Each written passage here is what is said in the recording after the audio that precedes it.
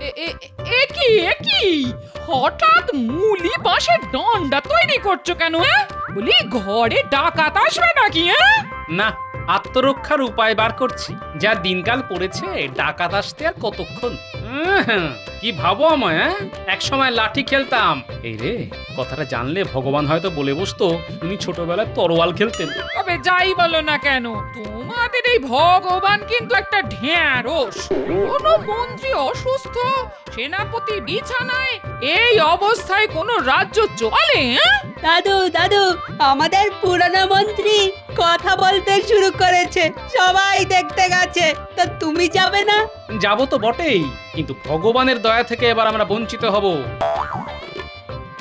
চল গুলটে, পুরনো মন্ত্রীকে একবার দেখে আসি।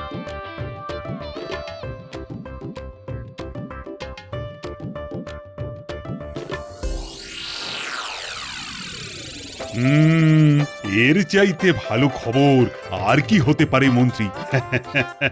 তুমি ফিরে আসবে, তার চাইতে ভালো খবর আর কি হতে পারে? সবই ভগবানের দয়া মহারাজ। ওই নামটা আর উচ্চারণ করো না। আমি আর কি বলবো? তোমার সুস্থ হওয়া উপলক্ষে আমি কাল একটা ভোজ সভার আয়োজন করছি, আর সেটা হবে তোমার বাড়িতে। রাজসভার সবাইকে কিন্তু উপস্থিত থাকতে জানিয়ে দিতে হবে। হ্যাঁ, মন্ত্রীর ফিরে আসাটা আমাদের কাছে খুবই আনন্দের বিষয়। কাল জমিয়ে খাবো। তোমার খাওয়া মানে তো একটা ভোজ সভার সব খাওয়া খেয়ে ফেলা, তবে সেটা করতে যেও না। মহারাজ, খাওয়া নিয়ে দয়া করে আমায় খোঁটা দেবেন না। এই গুণটা আমি অনেক চেষ্টা করে অর্জন করেছি। আমার তো ওই গুণের মধ্যে দুই, খাই আর শুই। এবার আমাদের কি হবে? না খেতে পেয়ে মরবো তো। আরে বাবা, চিন্তা করিস না। আরে বাবা, আমি তো আছি নাকি রে? আপনি তো এখনো কয়েকদিন আছেন, তাই তো? থাকবো না মানে কে তাড়াবে আমাকে? কিন্তু গোপাল তো আপনাকে ছেড়ে দেবে না। হয়তো কালই মহারাজকে বলে আপনাকে তাড়িয়ে দেবে। তখন যা যা, গোপালের কত এলেম তা জানা আছে আমার। গোপাল যদি মহারাজকে ফুসলায়, তবে গোপালকে আমি দেখে নেব। এই শোনো, তোমার এই বড় বড় বাকি না আমি বিয়ের পর থেকেই শুনে আসছি। এতদিন মন্ত্রিত্ব করেও আমায় একটা সীতাহার দিতে পারলে না। আগেই বলেছিলাম গুছিয়ে নাও, গুছিয়ে নাও। এবার বেকার স্বামী নিয়ে আমি বাপের বাড়িতে মুখ দেখাবো কি করে? তার আর কি, এবার আমার বাপের ওপর বসে খাবে, লজ্জাও করে না। লজ্জা আমি পাবো কেন? তোমার বাবা যেভাবে আমার পেছনে পড়ে রইলো, তা দেখে আমার কষ্ট হলো। সত্যি তো, আমি বিয়ে না করলে মেয়েটার তো আর বিয়েই হবে না। এই এই মিথ্যে কথা বলো না, জিভে পোকা পড়বে।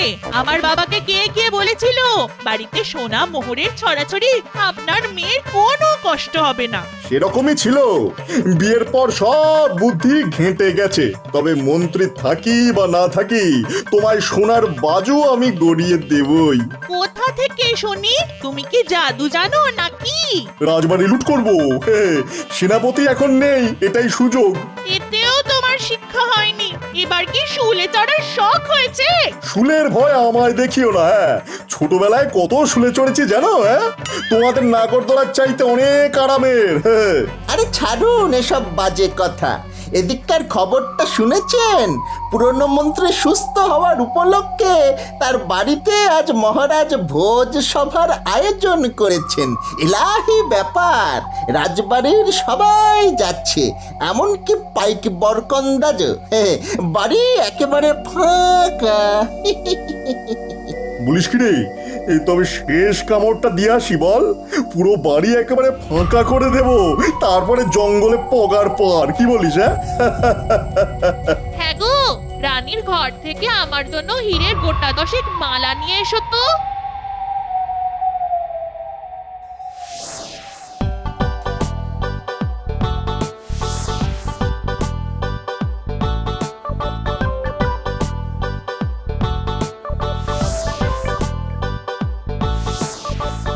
গোপাল, চোখের সামনে দেখলাম 27টা ইলিশ ভাপা খেয়ে নিলে। এরপর আছে তো আবার মাংস আর মিষ্টি। একটু বেশি খেয়ে ফেলেছি। ভেবেছিলাম 3টে গোটা পাঁঠা খাবো, তার হবে না। তবে দুটো খাবই। আর মিষ্টি আপনি বরঞ্চ খবর নিন কত হাড়ি দই আর রসগোল্লা এখনো বেঁচে আছে। সে তো বটেই, সে তো বটেই। খাওয়া যে একটা শিল্প তা তুমি প্রমাণ করে দিলে। আচ্ছা, ভগবানকে তো দেখতে পাচ্ছি না। মহারাজ, ভগবানকে কি দেখা যায়? তিনি কোথাও একটা আছেন। না না, ভগবানকে তো আমি এখনো তাড়াইনি।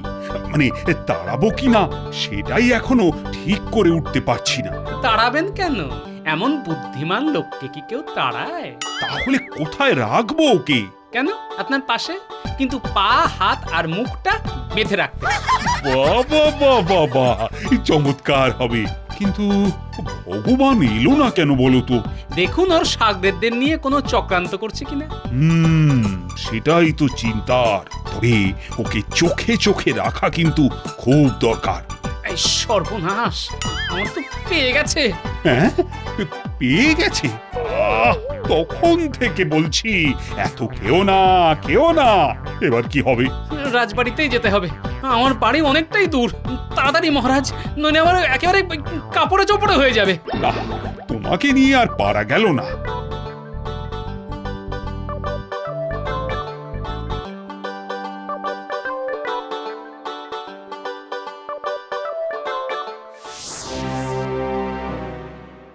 এই তাড়াতাড়ি ওপরে ওঠ বটা, একেবারে মোহর যেখানে রাখা আছে সেইখানে। কোনো পাহারা নেই। হ্যাঁ হ্যাঁ, উঠছি। কিন্তু কোষাগারটা কোন দিকে? একেবারে দোতলায় উঠে বাঁ দিকের ঘরটা। সাবধান, রানীমা কিন্তু ওই পাশের ঘরেই থাকেন। জানি, রানীর নাক ডাকার শব্দ পাচ্ছি।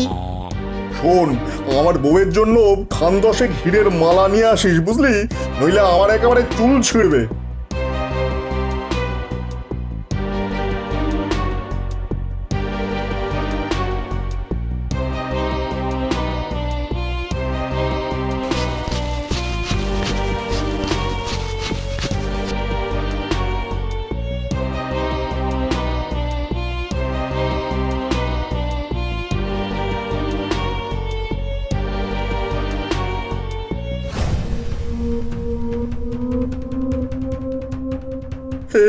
সর্বনাশ হয়ে গেছে রে বটা, মহারাজ আর গোপাল এইদিকেই আসছেন।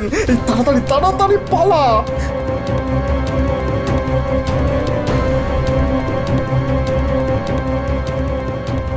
আমরা ঠিক পালিয়ে যাব, আপনি আগে পালান। কি করে পালাবো রে? এই চারিদিকে তো দেওয়াল। দেওয়াল টপকেই পালাতে হবে, আর কোনো রাস্তা নেই। আরে দেওয়ালে চড়বো কি করে? যেভাবেই হোক পারতে হবে, নইলে শুলে চড়তে হবে। হ্যাঁ,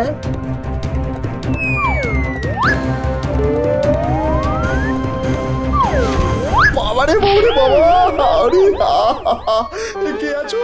আমার তোলো। ওরে বাবারে, মাজাটা গেল রে, মাজাটা গেল। পা দুটো বোধহয় ভেঙেছে।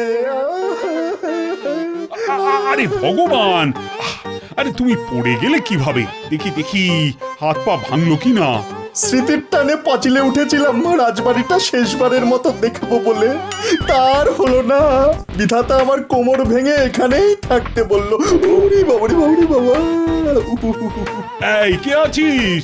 আরে ভগবানকে কাঁধে করে ঘরে নিয়ে যা। বিষয়টা খুবই বিস্ময়কর, তাই না মহারাজ? তোমার তো সব ব্যাপারই সন্দেহ। একটা লোকের কোমর ভেঙে গেছে আর তুমি তাকে সন্দেহ করছো? মহারাজ, গোপাল বিপদের গন্ধ অনেক দূর থেকে পায়। জোর বাঁচা বেঁচে গেছি রে ঘটা। মহারাজার হাতে ধরা পড়ে গেলে কি হতো বলতো? কি আবার হতো? শুলে চড়তে হতো। কিন্তু ভগবানের কি হলো বলতো? এখন ভগবানের কথা বাদ দে তো, আমাদের কথা ভাবি চল। হ্যাঁ, শুনেছি এই জঙ্গলে নাকি ডাকাতের দল থাকে। তারা নাকি ওই ঠিক মানুষ নয়, রাক্ষস।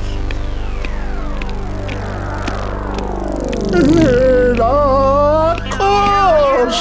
ঘটা, এবার কি করি রে? রাক্ষস প্রভু, আমাদের প্রাণে মারবেন না। আগে বল, তোরা কে? এই জঙ্গলে কি করতে এসেছিস? পালিয়ে প্রভু। কেন, তুই কি চোর না ডাকাত? আগে ডাকাত হওয়ার সাধ্য নেই, তাই ওই চুরি চামারি করে খাই। শোন, আমরা মাদারিকা, নাম শুনেছিস? আমরা ভোজবাজি দেখিয়ে গ্রামে গ্রামে ডাকাতি করি। আমাদের কোনো অস্ত্র লাগে না। আমাদের ভেলকি দেখে সবাই ঘর বাড়ি ছেড়ে পালায়। আমাদের দেখে কেউ পালায় না প্রভু, উল্টে লোক দেখে আমরা পালাই। খুবই দুঃখের কথা। আপনার শ্রীচরণে আমাদের একটু স্থান দিন প্রভু। দেখ, আমাদের পথ বড় কঠিন পথ, কিন্তু একটা কাজ তোদের দিয়ে হবে। নগরের সব খবর তো তোদের কাছে আসে, আমাদের সেই খবর দিতে পারবি তো? তোরা শুধু আমাকে ঠিকঠাক খবর দিবি, বুঝলি? আজ্ঞে প্রভু, তবে একটা খবর এক্ষুনি দিতে পারি। নগরের সবচাইতে বড় বণিক সোমদত্ত এখন বাড়িতে নেই। সপ্তডিঙা ভাসাবে বলে কোনো একটা দ্বীপে আছে। বাড়িতে কোনো পাহারা নেই। আজ রাতেই একটা চেষ্টা করা যেতে পারে।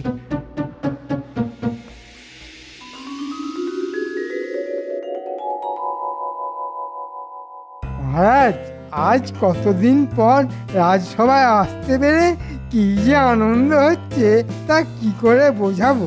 এত সুসংবাদের মধ্যেও একটা দুঃসংবাদ আছে। কাল সোমদত্তের বাড়িতে একটা অদ্ভুত ডাকাতি হয়েছে মহারাজ। হ্যাঁ, সোমদত্তের বাড়িতে ডাকাতি হয়েছে? অদ্ভুত ডাকাতি। যারা ডাকাতি করতে এসেছিল তারা নাকি একতলা বাড়ির মতো লম্বা, তাদের মুখ দিয়ে নাকি আগুন বার হচ্ছিল।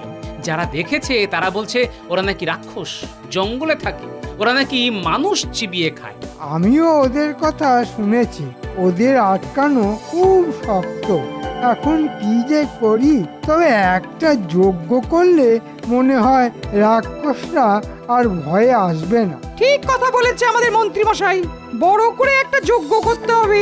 মন্ত্র শক্তিকে ওরা খুব ভয় পায়। মন্ত্রটা আমি জানি, ওং রিং রাক্ষসায় নমঃ। এটা 3 বার বললেই রাক্ষস ইঁদুর হয়ে পালাবে। মহারাজ, রাক্ষসরা সোনা দানা হিরে মণি মাণিক্য নিয়ে কি করবে? নিশ্চয়ই বাজারে আলু পটল কিনতে যাবে না। আর ওরা যদি মানুষকেই চিবিয়ে খায় তবে মোহর দিয়ে কি হবে ওদের? আর পণ্ডিত, কোন পুঁথিতেই মন্ত্র পেয়েছো তুমি বলো তো? কেন, রাক্ষস পুরাণ? গোপাল, তোমার এত জেনে কি কাজ বলো তো? আহ গোপাল, এই ব্যাপারটা আমাদের সামলাতে দাও না। কতদিন সমস্যার সমাধান করতে পারিনি। দেখুন রাক্ষস ধরতে পারেন কিনা, তবে দেখবেন আপনাকেই না ওরা চিবিয়ে খেয়ে ফেলে। আচ্ছা, আপনি বিশ্বাস করেন যে সোমদত্তের বাড়িতে রাক্ষসরা হানা দিয়েছে? বিজ্ঞান রাক্ষস খক্ষস বলে কারো অস্তিত্ব স্বীকার করে না। ওরা মানুষ, রাক্ষস সেজে এসেছে, আমি নিশ্চিত।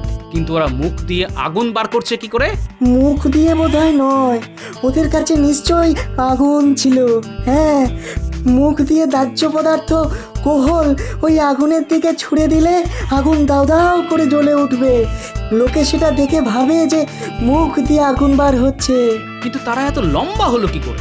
দেখো গোপাল, লম্বা হওয়াটা কোনো ব্যাপার নয়। নকল পা লাগিয়ে মানুষ তাল গাছের মতো লম্বা হতে পারে।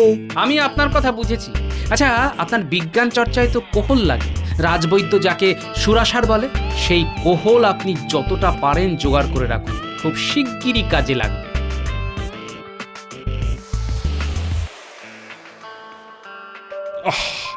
রাক্ষসদের যা উৎপাত শুরু হয়েছে, তাতে তো খুব শীঘ্রই তারা রাজবাড়িতেও হানা দেবে। আমাদের সবাইকে যে একেবারে চিবিয়ে খাবে। এই কারণেই তো যজ্ঞের কথা বলছিলাম মহারাজ। আপনি আমায় 1,000 স্বর্ণ মোহর দিন, যাতে যজ্ঞের কাজ নির্বিঘ্নে হয়। হ্যাঁ হ্যাঁ, তোমায় অনুমতি দিলাম। আচ্ছা পণ্ডিত, একটা যজ্ঞ করতে 1,000 সোনার মোহর লাগবে কেন? যা বোঝো না তা নিয়ে কথা বলো না। আমি মন্ত্র বলে এই স্বর্ণ মোহর রাক্ষসদের কাছে পাঠিয়ে দেবো। আর মোহর থাকবে এমন বশীকরণ মন্ত্র যে রাক্ষসরা তার কাছে ঘেঁষতেই সাহস পাবে না। ঠিক আছে, বুঝলাম মহারাজ। তবে এই যজ্ঞ হবে জঙ্গলের মধ্যে, যেখানে রাক্ষসরা বাস করে। তাহলে তাদের বশ করা আরো সহজ হবে। কিন্তু যদি আমাদের খেয়ে ফেলে? এই তো বললে তুমি নাকি রাক্ষসদের এমন বশ করবে যে তারা আর কাছে ঘেঁষতেই সাহস পাবে না। তা এখন ভয় পাচ্ছ কেন? না না না, ভয় পাবো কেন? আমাকে শুধু আর কয়েকটা মন্ত্র প্রয়োগ করতে হবে। আগে তো সোনার মোহর হাতিয়ে নি, তারপর রাক্ষস খেলে খাবে।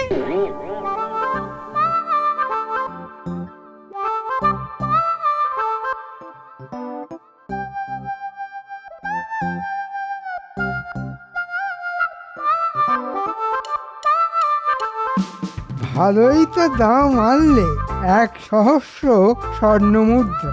একাই ট্যাঙ্কে ভরবে, আমার ভাগ দেবে না? তা কখনো হয়?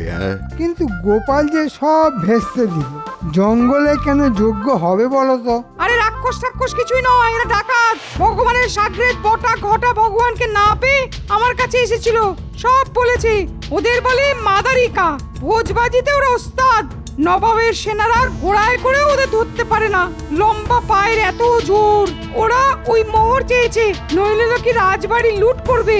তাই একটা রফা করেছি, 1,000 মোহর ওদের দিয়ে দেবো, তারপর তা থেকে ভাগ নেবো, আপনাকেও দেবো।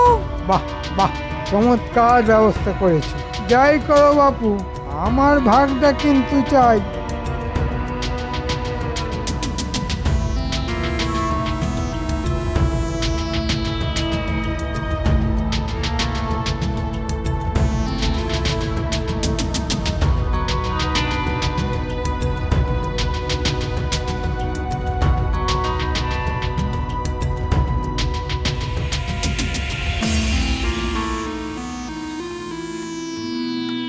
শোনো পুটির বাবা, ওই যে মুলি বাঁশের ডান্ডাগুলি দেখছো, সেগুলি নিয়ে তোমরা যজ্ঞস্থানের থেকে একটু দূরে লুকিয়ে থাকবে। ডাকাতদের দল আমাদের ঘিরে ফেললেই ওদের পা লক্ষ্য করে ডান্ডাগুলি ছুড়বে জোরে। ওরা উল্টে পড়লেই পটাপট ওদের মাটিতে চেপে ধরতে হবে। আমাকে কি করতে হবে গোপাল? ধুতির খোঁটায় কোহলের শিশি লুকিয়ে রাখতে হবে। ডাকাতরা আসলেই মুখে কোহল নিয়ে আগুনের চেলা কাঠে কোহল ছুঁড়ে দিতে হবে। পারবে তো? আরে পারবো না মানে? রাক্ষস বা ডাকাত যেই হোক না কেন, আগুনকে ভয় পায় না এমন কেউ নেই। হ্যাঁ,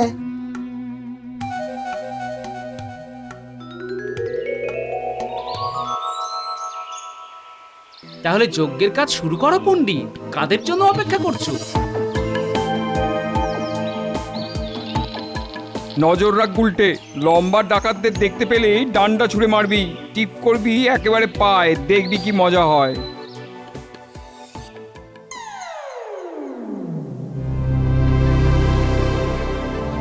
ওরা এবার যজ্ঞ শুরু করবে।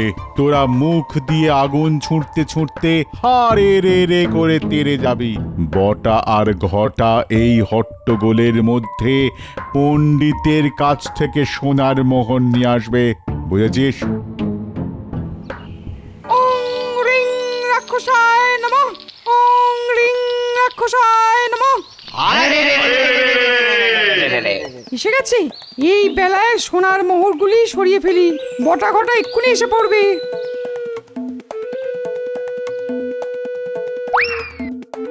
বিজ্ঞানী, তাড়াতাড়ি মুখে কোহল নাও, সামনের জ্বলন্ত চেলা কাঠে মুখ থেকে কোহল ছুঁড়ে মারো। আমিও তাই করছি। হ্যাঁ হ্যাঁ, তাই করছি।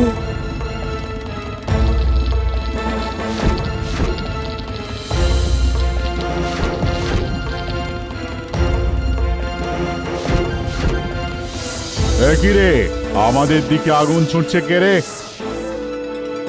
জোরে মার গুলটে, একেবারে পায়ে টিপ করে।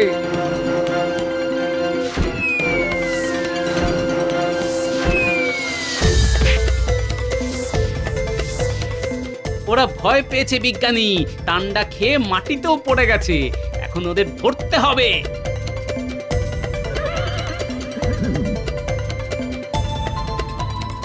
পণ্ডিতকে পাচ্ছি না। 1,000 সোনার মোহর নিয়ে পালালো নাকি? বটা আর ঘটার সঙ্গে পণ্ডিতকে দেখছি ওই গাছের তলায় লুকিয়ে আছে। ওই পালের গোদাটাকে ধরে আনো। বেটা 1,000 সোনার মোহর কোথায় রেখেছে তা তো দেখতে হবে।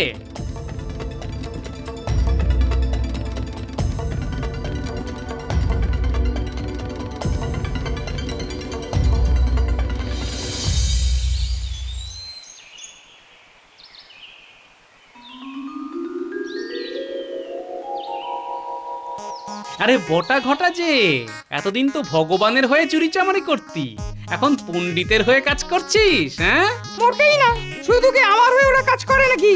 পুরনো মন্ত্রীও এর সঙ্গে জড়িত। ঠিক আছে, সবাইকে বেঁধে মহারাজের সামনে নিয়ে যাওয়া হোক।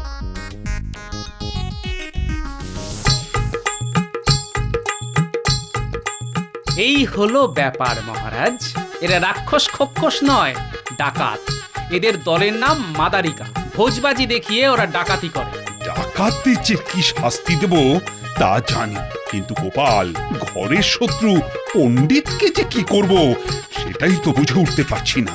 আমার মনে হয় ওদের উপযুক্ত শাস্তি হবে লম্বা বাঁশের ডগায় বেঁধে রাজবাড়ির সামনে দাঁড় করিয়ে রাখা। মহারাজ, আমাকে একা শাস্তি দিলে অন্যায় করা হবে। আমাদের পুরনো মন্ত্রী আমার কাছ থেকে সোনার ভাগ চেয়েছিল। ফিরে আসতে না আসতেই অপরাধ করা শুরু করেছো। তুমি তো ভগবানের চাইতেও বড় শয়তান।